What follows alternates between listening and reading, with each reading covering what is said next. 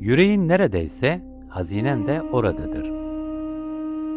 Bu basit ama sarsıcı cümle, dünya edebiyatının en çok okunan eserlerinden biri olan Simyacının Kalbidir sevgili dostlar. Paulo Coelho, bizi Endülüs'ün uçsuz bucaksız çayırlarından alıp Mısır piramitlerinin gizemli gölgesine kadar sürecek olan efsanevi bir yolculuğa davet ediyor.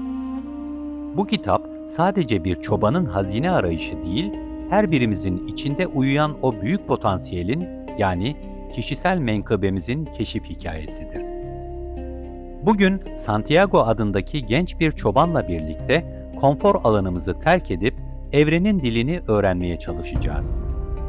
Bu video, işaretleri okumanın, korkuyu yenmenin ve evrenin ruhuyla birleşmenin rehberidir. Hazırsanız kuzuların meleştiği o tepelerden ayrılıp rüzgarın sesini dinlemeye, simyacının sırrına ortak olmaya başlıyoruz.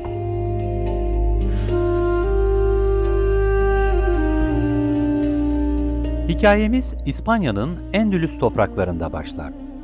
Kahramanımız Santiago, okumuş, dünyayı tanımak isteyen ama babasının arzusuna rağmen rahip olmak yerine gezmeyi seçmiş bir çobandır. Koyunlarını çok sever, onlarla konuşur ve onların dilini anladığını düşünür. Ancak Santiago'nun hayatı üst üste gördüğü bir rüyayla değişir. Mısır piramitlerinde gizli bir hazine onu beklemektedir. Santiago başlangıçta tereddüt eder. Koyunları onun güvenli limanı, konfor alanıdır. Ancak karşısına çıkan yaşlı bir kral, Salem kralı Melkizedek ona hayatının dersini verir. Bir şeyi gerçekten istediğin zaman arzunu gerçekleştirmen için bütün evren işbirliği yapar. Kral ona dünyadaki en büyük yalanın kaderin kontrolünün elimizde olmadığı yalan olduğunu söyler.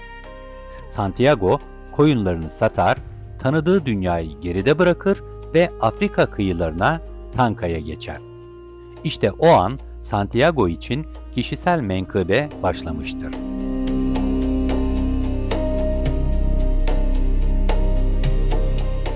Santiago'nun yolculuğu beklediği gibi ihtişamlı başlamaz. Tanka'ya ayak basar basmaz tüm parasını bir hırsıza kaptırır. Bir anda 5 kuruşsuz, yabancı bir dilde tanımadığı bir kültürde yapayalnız kalır. Çoğu insan bu noktada pes edip evine dönerdi ama Santiago işaretleri takip etmeye karar verir. Bir kristal tüccarının yanında çalışmaya başlar. Burada geçirdiği bir yıl Santiago'ya sabır ve strateji öğretir. Kristal tüccarı aslında hayallerinden vazgeçmiş, Mekke'ye gitme hayalini sadece bir hayal olarak saklayan, gerçeğe dönüştürmekten korkan bir adamdır. Santiago ise dükkana yeni fikirler getirir, satışları arttırır ve tekrar yola çıkacak parayı biriktirir. Tüccar Santiago'nun gidişine üzülürken aslında Santiago ona şunu hatırlatmıştır. Hayat sadece nefes almak değil, sürekli bir oluş halidir. Santiago artık bir çoban değil, evrenin işaretlerini okumaya başlayan bir gezgindir.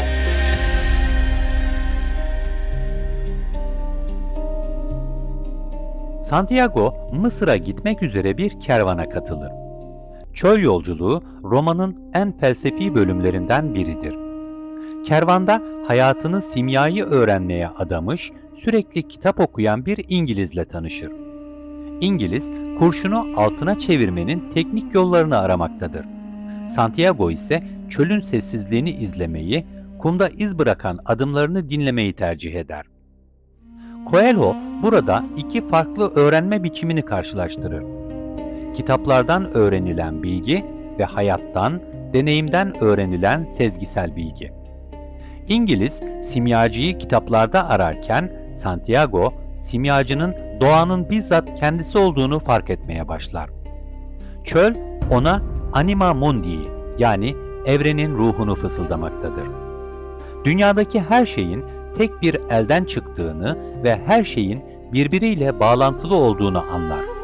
Bu bağlantı aşkın ve varlığın temelidir.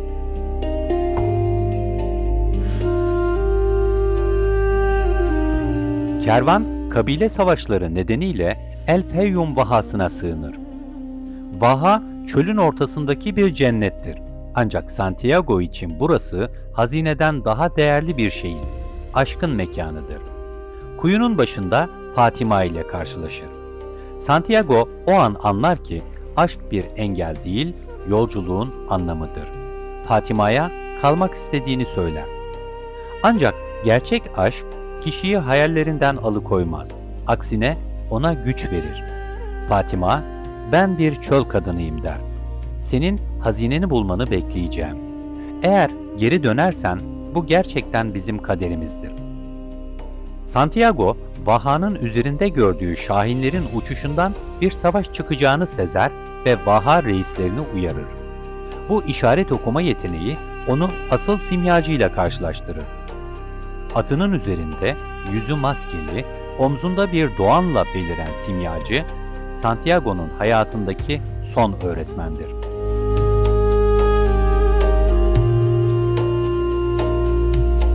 Simyacı, Santiago'yu Vaha'dan çıkarıp çöle götürür. Ona simyanın asıl sırrını açıklar. Kurşunun altına dönüşmesi sadece metalin değil, ruhun mükemmelleşmesidir. Simyacı, Santiago'yu bir sınavdan geçirir. Kabile savaşçıları tarafından yakalandıklarında Santiago'nun hayatını kurtarması için kendini rüzgara dönüştürmesi gerektiğini söyler. Bu sahne kitabın mistik zirvesidir sevgili dostlar. Santiago çölle, rüzgarla ve güneşle konuşur. Onlara aşkı anlatır, evrenin ruhunu anlatır. En sonunda yaratılışın özüne ulaşır ve fiziksel sınırlarını aşarak devasa bir kum fırtınasına, yani rüzgara dönüşür. Bu, insanın kendi kişisel menkıbesine ulaştığında doğanın kanunlarını bile bükebileceğinin bir sembolüdür. Artık Santiago bir üstattır. Korkuyu yenmiş, yüreğinin sesini tam olarak duymayı öğrenmiştir.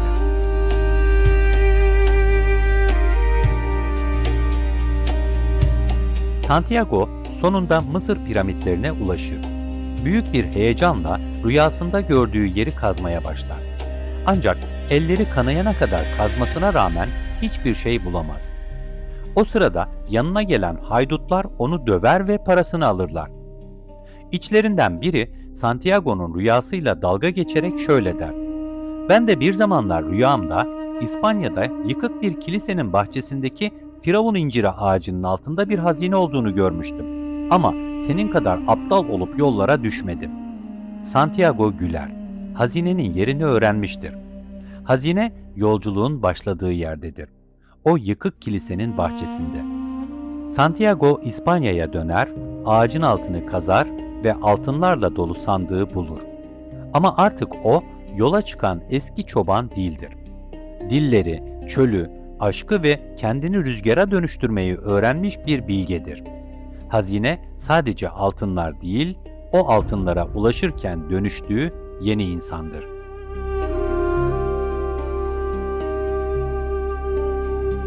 Paulo Coelho bize şunu fısıldar sevgili dostlar: çoğu zaman aradığımız hazine tam olarak durduğumuz yerdedir. Ancak onu bulabilmek için dünyayı dolaşmamız, acı çekmemiz ve pişmemiz gerekir. Eğer Santiago yola çıkmasaydı, o kilisenin bahçesindeki hazineyi yine bulabilirdi. Ama Fatima'yı asla tanıyamaz, evrenin dilini asla öğrenemezdi. Simyacı bize hayallerimizin peşinden gitme cesareti verir sevgili dostlar. Kişisel menkıbenize ihanet ettiğinizde evren de size sırtını döner. Ancak adım attığınızda her taşın altındaki işareti görmeye başlarsınız. Hayat varılacak bir hedef değil, o hedefe giden yoldur.